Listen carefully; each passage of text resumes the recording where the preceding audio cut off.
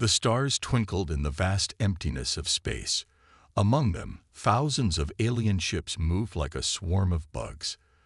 These ships belonged to the Stellar Dominion, the most powerful empire in the known galaxy. At the center of this massive fleet was a huge ship. It was bigger than a city and shaped like a pointy oval. This was the flagship of the Stellar Dominion. Its name was Eternal Glory, and it struck fear into the hearts of all who saw it. On the bridge of the Eternal Glory stood Admiral Krell. He was tall and thin, with blue skin and 4 arms. His big black eyes looked out at the stars, filled with pride. Krell had been in charge of the Dominion's fleet for over 50 years.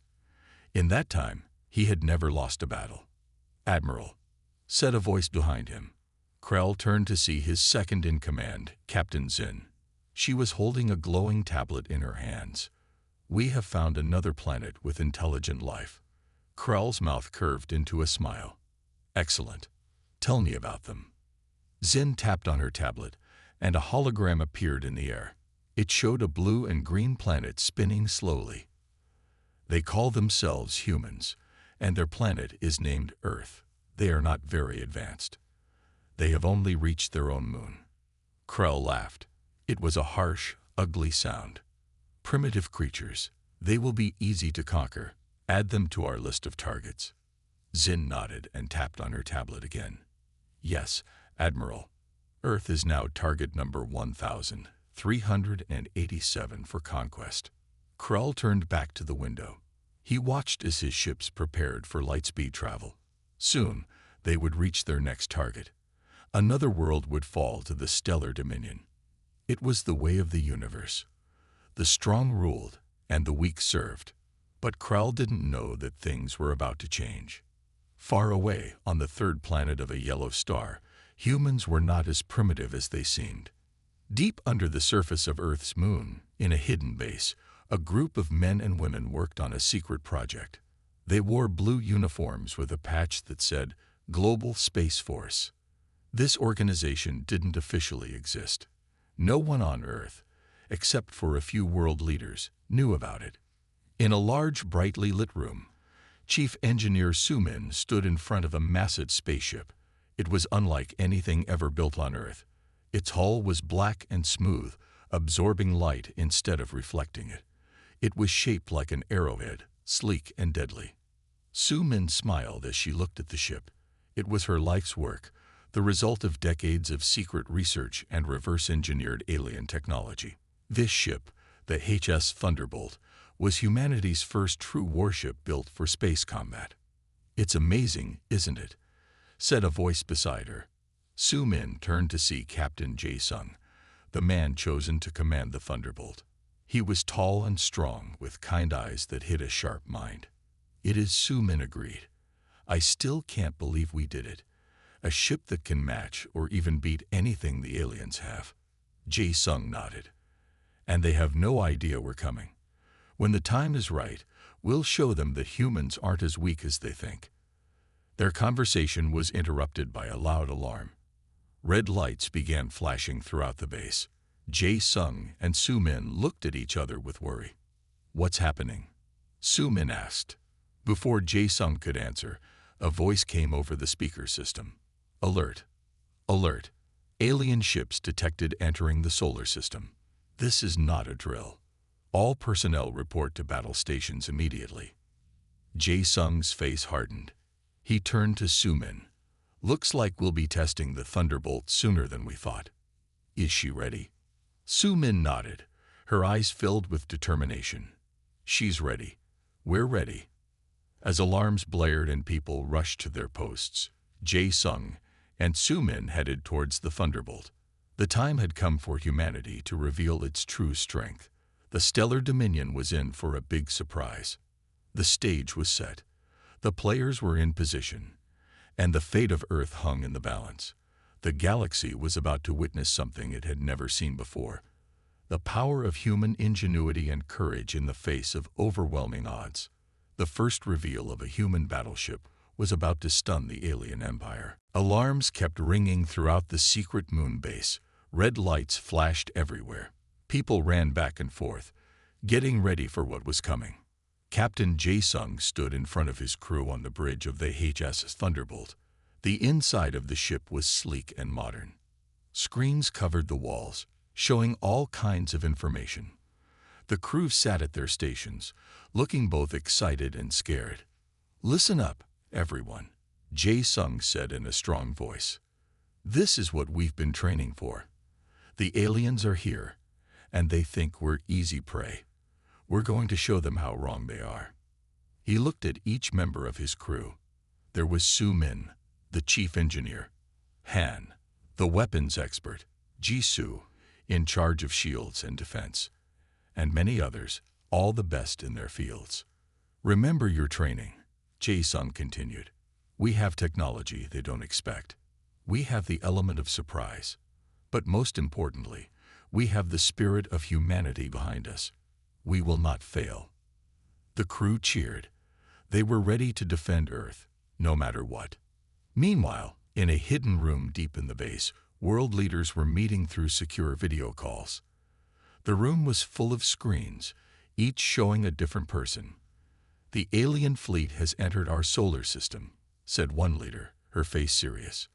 "They'll reach Earth in less than a day." "Then it's time," said another. "We must reveal our secret and launch the Thunderbolt." There were nods all around. For years, the world's governments had worked together in secret. They had pooled their resources and best minds to prepare for this day. Now, that preparation would be put to the test. Back on the Thunderbolt, Su-min was checking the ship's systems one last time. She moved from screen to screen, her fingers flying over the controls. "Engine status?" Jae-sung asked. "All green," Su-min replied. "The fusion drive is ready. We can outrun and outmaneuver anything they have." "Weapons?" Han spoke up from his station. "Plasma cannons charge. Quantum torpedoes loaded. We're armed and ready, Captain." Jae-sung nodded. He felt a mix of pride and worry. The Thunderbolt was a marvel of human engineering. It used technology reverse-engineered from a crashed alien ship found years ago, but it had never been tested in real combat. Would it be enough? A voice came over the ship's speakers. "Attention Thunderbolt crew. You are cleared for launch. May you carry the hopes of humanity with you." Jae-sung took a deep breath. "This is it, everyone. Su-min, start the launch sequence." Su-min's hands moved over her controls. The ship hummed to life. Outside, the massive doors of the secret hangar began to open. The Thunderbolt rose slowly at first, then shot out of the moon base like a bullet. It flew past the dark side of the moon, revealing itself to the universe for the first time. In orbit around Earth, satellites picked up the Thunderbolt's launch. All over the planet, regular TV shows were interrupted. The face of the United Nations Secretary General appeared on screens worldwide. "Citizens of Earth," she said, her voice calm but serious. "Today, we face the greatest challenge in human history. An alien force approaches our planet, intending to conquer us." Gasps and cries could be heard in homes, offices, and public spaces across the globe. "But we are not defenseless," the Secretary General continued. "For years, we have been preparing in secret. Today, we reveal the fruit of that preparation. The HSS Thunderbolt, humanity's first space battleship." Images of the Thunderbolt flashed on screens. People stared in awe at the sleek, powerful ship. Even now, the Thunderbolt and its brave crew fly to meet the alien threat. They carry with them the hopes and dreams of all humanity. "We do not seek war, but we will defend our home with all our strength." As the Secretary General spoke, the Thunderbolt raced through space. It moved faster than any human ship before it, quickly leaving Earth behind. On the bridge, Jae-sung watched the alien fleet appear on long-range scanners. Thousands of ships spreading out like a giant net. "Ready all weapons," he ordered. "Activate stealth systems." The outside of the Thunderbolt shimmered and seemed to disappear. It was now invisible to both eyes and sensors. Jae-sung looked at his crew. They were nervous but determined. "Let's show these aliens what humans can do," he said. The thunderbolt flew silently towards the alien armada. Humanity's secret weapon was about to be revealed, and the galaxy would never be the same. Admiral Krall stood on the bridge of the Eternal Glory, watching as his fleet approached the small blue planet. His 4 arms were crossed, and his black eyes gleamed with excitement. Another easy conquest was about to begin. "Captain Zinn," he called out, "show me the planet again." Zinn tapped on her glowing tablet, and a big image of Earth appeared in the air. It slowly spun, showing oceans, green lands, and swirling white clouds. "It's quite pretty," Zinn said. "It's a shame we have to conquer it." Krell laughed. "Pretty things are meant to be owned, Captain. And soon, this planet and all its people will belong to the Stellar Dominion." He turned to look at the other aliens on the bridge. They were all working at their stations, preparing for the attack. "What defenses do the humans have?" Krell asked. An alien with green skin and 6 eyes looked up from his screen. "Very little, Admiral. They have some primitive satellites and a few small space stations. Nothing that can stop us." Krell nodded, pleased. "Good. This will be over quickly. Prepare the first wave of ships for attack." Outside the Eternal Glory, hundreds of smaller ships began to move. They formed neat lines, ready to swoop down on Earth like hungry birds. Krall watched them with pride. Each ship was a marvel of alien technology. They could fly faster than light, shoot powerful lasers, and had shields that could stop almost anything. "Send a message to the humans," Krall ordered. "Tell them to surrender now or face destruction." Zinn nodded and started typing on her tablet. Soon, the message was sent towards Earth in all human languages. On Earth, people panicked as they heard the alien message. It played on every TV, radio, and phone. "Humans of Earth," the message said in a cold, emotionless voice, "we are the Stellar Dominion. Your planet is now ours. Surrender and serve us, or we will destroy you. You have 1 Earth hour to decide." World leaders rushed to meet. They knew about the Thunderbolt, but would 1 ship be enough against so many aliens? Back on the Eternal Glory, Krall was getting impatient. "Why haven't they answered?" he growled. "Don't they know they have no chance?" Suddenly, an alarm started blaring. Red lights flashed all over the bridge. "What's happening?" Krall shouted. The green alien with 6 eyes looked scared. "Admiral, we're detecting a ship. It's coming from the planet's moon." Krall rushed to look at the screen. He couldn't believe what he was seeing. A ship, black as space itself, was flying towards his fleet.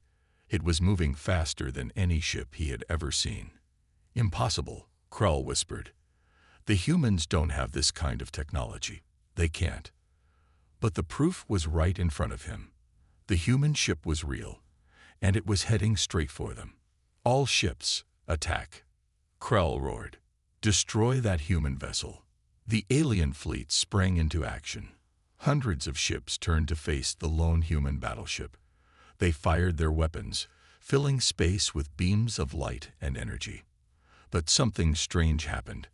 All the shots seemed to miss. The human ship moved in ways Krall had never seen before, dodging everything thrown at it. "What is this?" Krall hissed. "How are they doing this?" On the bridge of the Thunderbolt, Captain Jason watched calmly as his ship danced through the alien attacks. The crew worked smoothly, each person knowing exactly what to do. "Shields holding at 100%. Jisoo reported. "Their weapons can't touch us, Captain." Jae-sung nodded. "Good. Han, prepare to return fire. Let's show them what we can do." Han grinned as he aimed the Thunderbolt's weapons. "With pleasure, Captain." Targets locked. Jae-sung took a deep breath. This was the moment of truth. "Fire," he said. The Thunderbolt lit up as it launched its attack. Beams of energy and strange, glowing torpedoes shot out towards the alien fleet. On the Eternal Glory, Krall watched in horror as the human weapons tore through his ships like they were made of paper. Alarms screamed all around him as ship after ship exploded. This "This is impossible," he said, his voice shaking. But it was happening. The humans weren't weak or primitive. They had tricked the stellar dominion, and now they were fighting back. The battle for Earth had begun, and it wasn't going the way anyone had expected. While the Thunderbolt fought in space, things on Earth were very busy. In a big room deep underground, world leaders met to talk about what to do next. The room was full of screens showing the space battle. Everyone watched in amazement as the Thunderbolt destroyed alien ships left and right. "I can't believe it's working so well," said one leader, her eyes wide. "We should tell the world," said another. "People are scared. They need to know we can fight back." The president of the Global Defense Council stood up. He was an old man with white hair, but his eyes were sharp. "You're right," he said.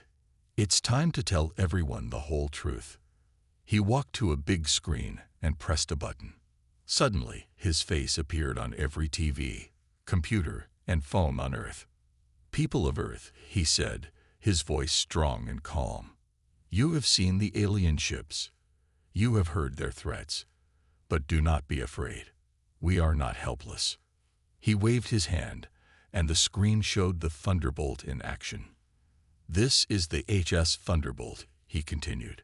"For years, we have worked in secret to build this ship. It carries the best of human technology and the bravest of our people. And as you can see, it is more than a match for the aliens." All over the world, people cheered as they watched the Thunderbolt fight. Hope began to replace fear in their hearts. Back in space, the battle was getting more intense. The Thunderbolt had destroyed many alien ships, but there were still hundreds more. On the bridge, Captain Jae-sung wiped sweat from his forehead. "Status report," he called out. "Shields at 85%, said Jisoo. "We're taking some hits, but holding strong." "Weapons are still at full power," Han added. "We're hurting them bad, Captain." Jae-sung nodded. They were doing well, but he knew the fight was far from over. "Keep it up," he said. "We need to push them back." Suddenly, Soo-min shouted from her station. "Captain, I'm picking up a signal from Earth. They're sending more ships." Jae-sung's eyes went wide. "More ships? What do you mean?" Before Soo-min could answer, space lit up around them. Dozens of bright flashes appeared, and when they faded, more ships were there.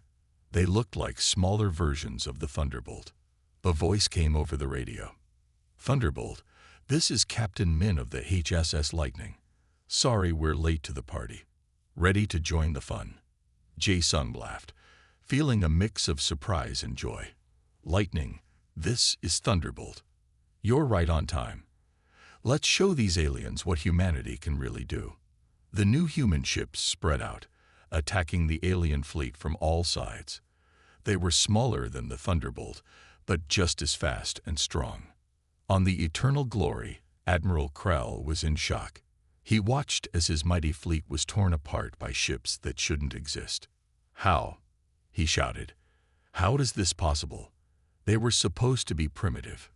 Captain Zin looked at her screens, her hands shaking. "Admiral, we've lost half our ships. The humans. They're too strong. We need to retreat." Krell growled, not wanting to admit defeat, but he knew Zin was right.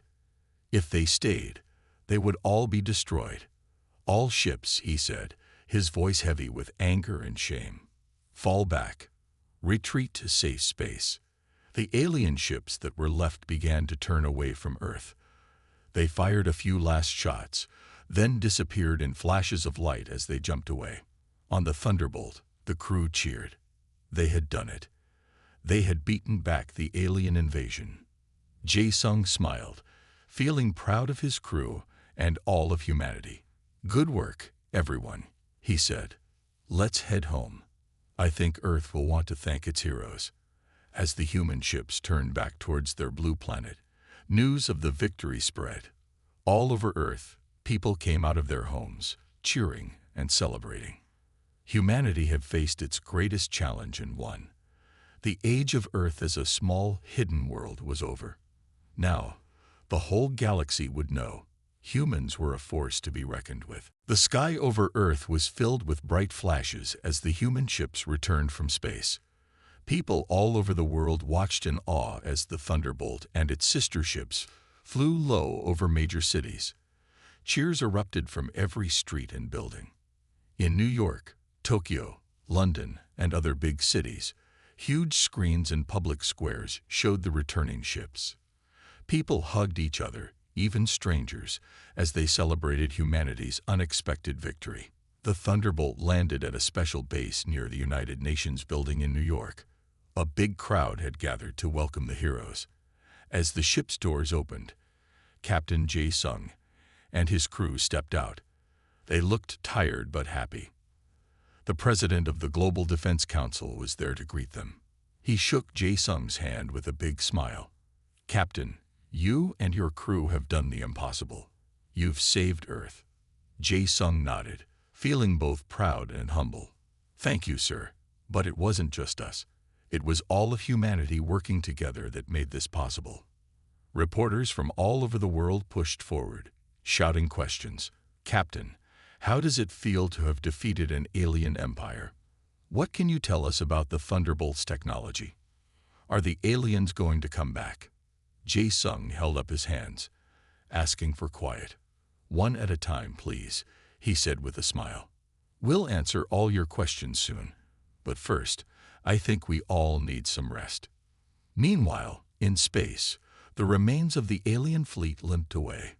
On the bridge of the Eternal Glory, Admiral Krell sat in his chair, looking defeated. His blue skin had turned a pale gray color. Captain Zin approached him carefully. "Admiral," she said softly, "the Empress is calling. She wants a report on the battle." Krell closed his eyes and took a deep breath. He knew this call would not be pleasant. "Put her through," he said. A huge screen lit up, showing the face of the Stellar Dominion's Empress. She had golden skin and 6 eyes, all of which were narrowed in anger. "Admiral Krell," she said, her voice cold, "explain to me how a primitive species managed to destroy half of my fleet." Krell bowed his head. "Your Highness, I have no explanation. The humans tricked us. They had technology we didn't know about. Ships that could outfight our best vessels." The Empress's face grew even angrier. "You have failed me, Admiral. The Stellar Dominion does not tolerate failure." "Please, Your Highness," Krall begged. "Give me another chance. I'll gather a bigger fleet. We'll crush these humans and—" "Silence," the Empress shouted. "You will return to the capital immediately. Your fate will be decided there." The screen went dark. Krell slumped in his chair, knowing his career, and maybe his life, was over. Back on Earth, things were changing fast.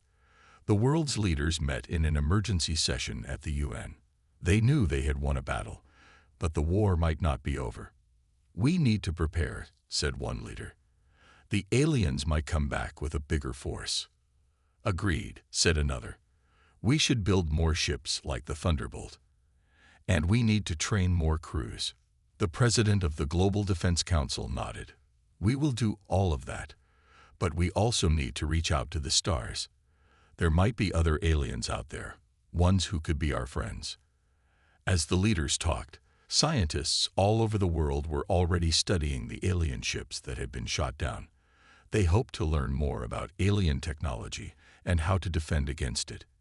In schools, teachers were helping children understand what had happened. Today, one teacher said to her class, "Earth became part of a bigger universe.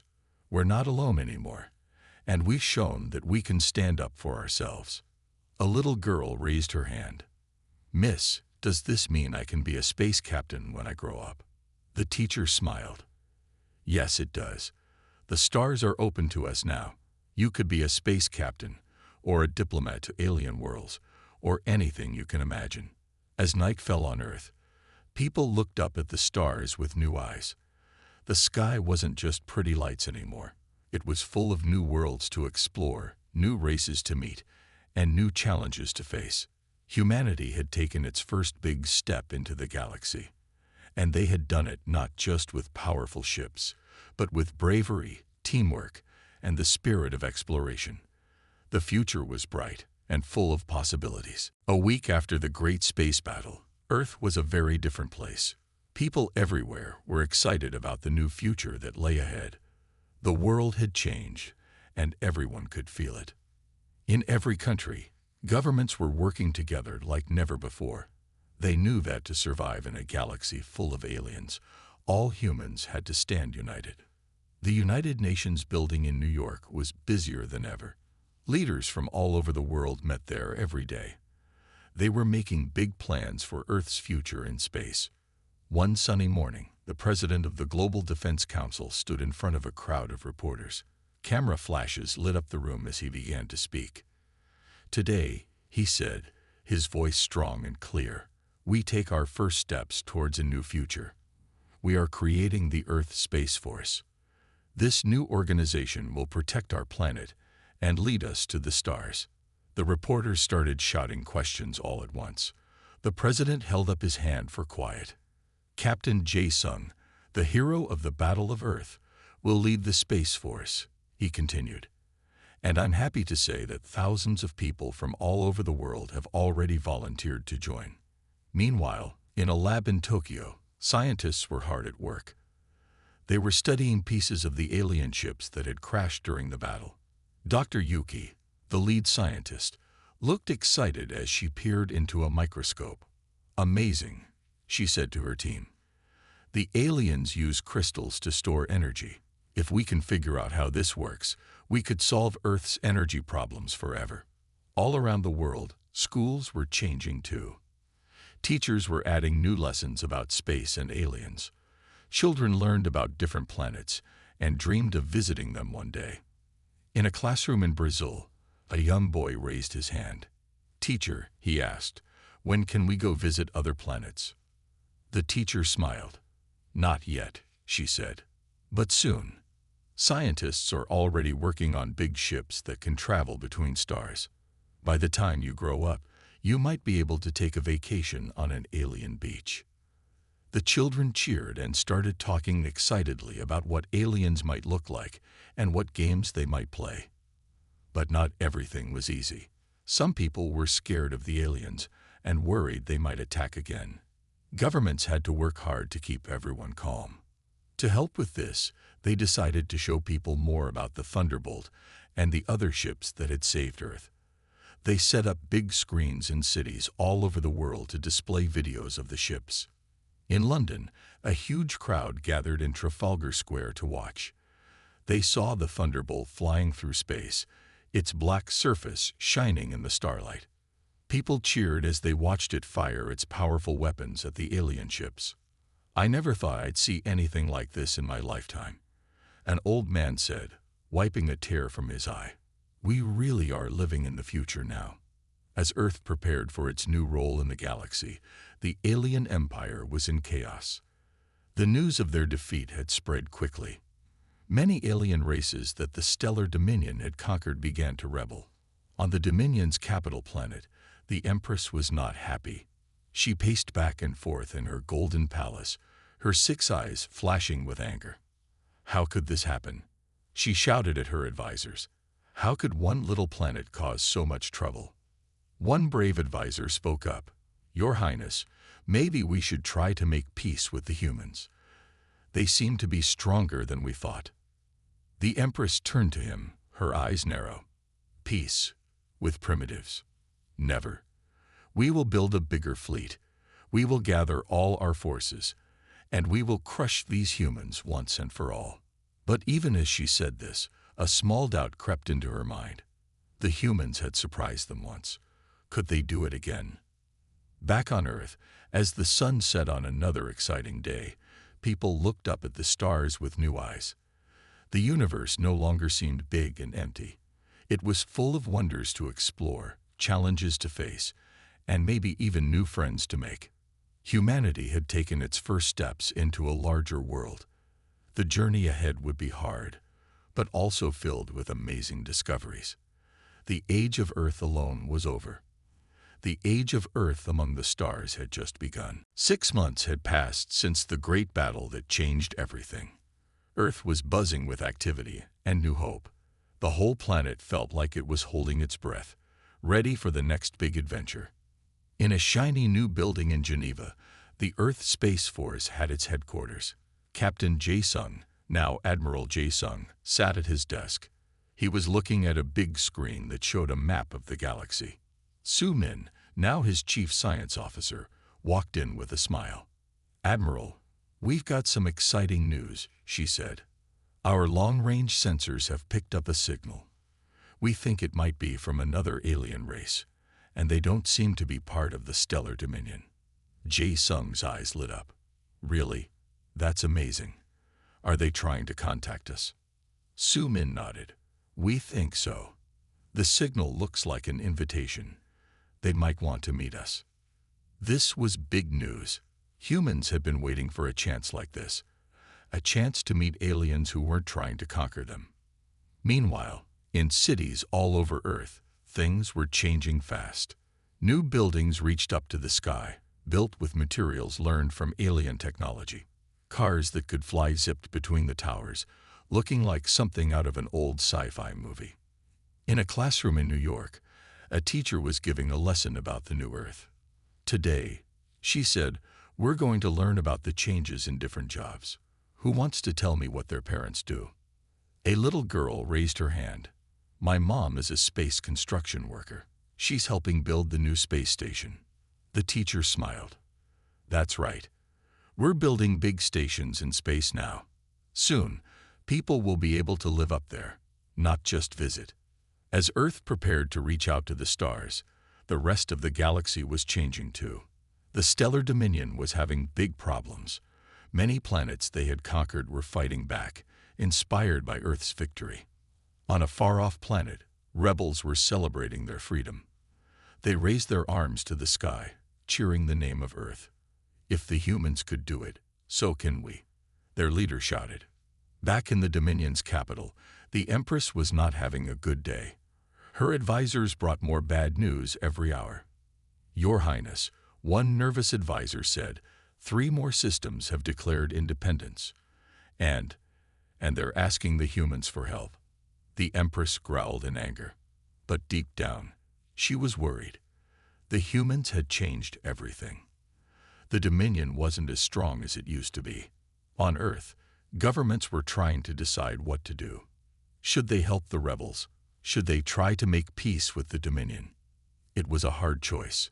In the White House, the President of the United States was on a video call with other world leaders. "We have a chance to make real friends out there," she said. "But we also have to be careful. We're new to this galactic community." As the leaders talked, scientists on Earth made another big discovery. They found a way to make ships go even faster than before. Now, traveling to other star systems would be much quicker. Dr. Yuki, the lead scientist, was very excited as she explained it to a group of reporters. "This new drive," she said, holding up a glowing blue cube, "will let us explore further than ever before. The whole galaxy is opening up to us." People all over Earth celebrated this news. In every city, crowds gathered to watch the announcement on big screens. Children asked their parents if they could visit alien worlds for their next vacation. As the day turned to night, Admiral Jae-sung stood by a window in the Space Force HQ. He looked up at the stars, thinking about how much had changed. 6 months ago, those stars were just pretty lights in the sky. Now they were places to visit, new friends to meet, and maybe new challenges to face. A young cadet walked up to him. "Sir," she said, "the new ship is ready for its first mission. We're waiting for your orders." Jae-sung smiled. He remembered when he was that young and excited. "Tell the crew to prepare for launch," he said. "It's time for humanity to introduce itself to the galaxy." As the new ship lifted off, glowing with power, people all over Earth watched and cheered. Humanity had faced its greatest challenge and won. Now, they were ready for whatever the universe had in store. The age of Earth alone was over. The age of Earth among the stars had truly begun, and it promised to be an amazing adventure.